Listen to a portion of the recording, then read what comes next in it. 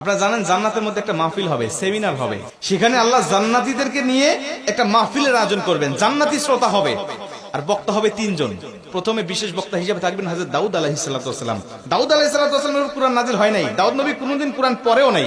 তারপরে আল্লাহ সেদিন তাকে ইলম দিবেন, তিনি দাউদ নবী সূরা তোহা থেকে তেলাওয়াত করবেন। তাফসীরে এসেছে দাউদ নবী যখন কুরআন থেকে তেলাওয়াত করবেন তার একটা গলা থেকে, একটা কণ্ঠ থেকে ৮০ রকম সুর বের হতে থাকবে। জান্নাতীরা দাউদ নবীর কণ্ঠে তেলাওয়াত শুনে তো পাগল, বলবে আল্লাহ কি তেলাওয়াত শুনতেছি, আমরা তেলাওয়াত শুনে শুনে জান্নাতে থাকতে চাই, আর কিচ্ছু চাই না। আল্লাহ বলবে এর থেকে কি সুমধুর তেলাওয়াত শুনতে চাও না? জান্নাতীরা বলবে আল্লাহ এর থেকে সুমধুর তেলাওয়াত হতে পারে, আমাদের আর বিশ্বাস হয় না। আল্লাহ বলবে কেন বিশ্বাস হয় না? দাউদ নবীর উপরে কোরআন নাজিল হয় নাই, দাউদ নবী কোরআনের জন্য মার খায় নাই। যে নবীর উপরে কোরআন নাজিল করেছি, যে নবী কোরআনের জন্য মার খেয়েছে, দাঁত শহীদ করেছে, মাথার হেলমেট ভেঙেছে, উহুদের প্রান্তরে রক্তক্ষরণ করেছে, ওই নবীর কণ্ঠ থেকে কোরআনের তেলাওয়াত শোনো কেমন সুমধুর শোনা যায়।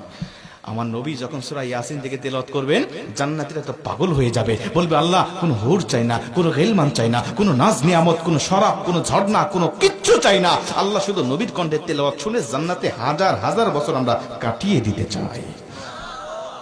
আল্লাহ বলবে জান্নাতি এর থেকেও কি সুমধুর তেলাওয়াত তোমরা শুনতে চাও না? জান্নাতীরা বলবে আল্লাহ এর থেকে সুমধুর তেলাওয়াত হতে পারে, এটা আমাদের আর বিশ্বাসই হয় না। জান্নাতীরা কেন বিশ্বাস হবে না বলো? আমার নবীকে কণ্ঠ দিয়েছি আমি আল্লাহ নিজে, আমার দাউদকে কণ্ঠ দিয়েছি আমি আল্লাহ নিজে, কিন্তু আমার গলায় কত কণ্ঠ রেখে দিয়েছি জানো না? আমি আল্লাহ নিজের কণ্ঠকে ওজার করে এখন তোমাদেরকে সূরা রহমান থেকে তেলাওয়াত করে শোনাতে চাই।